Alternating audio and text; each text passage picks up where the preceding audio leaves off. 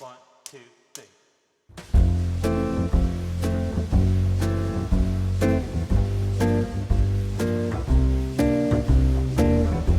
We have a lot of people ask us, do I want an atrium door or a French door or a sliding door?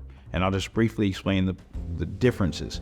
An atrium door is a hinge door system, but only one side operates. So like you have a door that's stationary that can never open, and then one that opens, and it's usually hinged at the center. So it's door panel, door, and this one opens and it's hinged in the center. That's called an atrium door.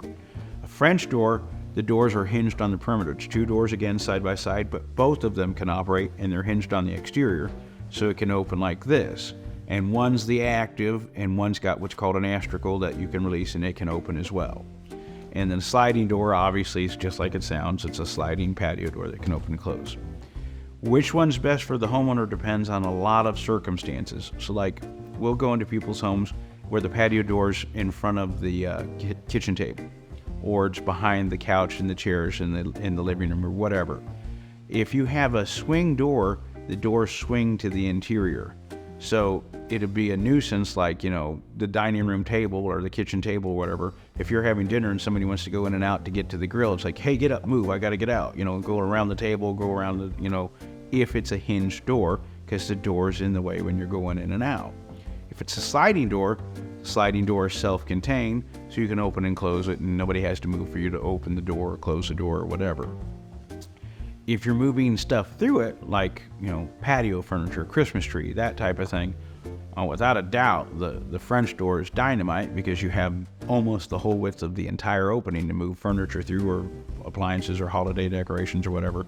So it's great in that regard.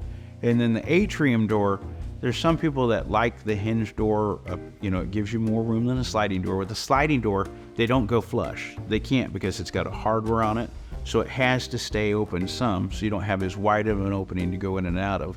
Whereas with an atrium door, you have the whole opening to go in and out of, so it does give you more room to go in and out of than a sliding door does, but not as much as a French door.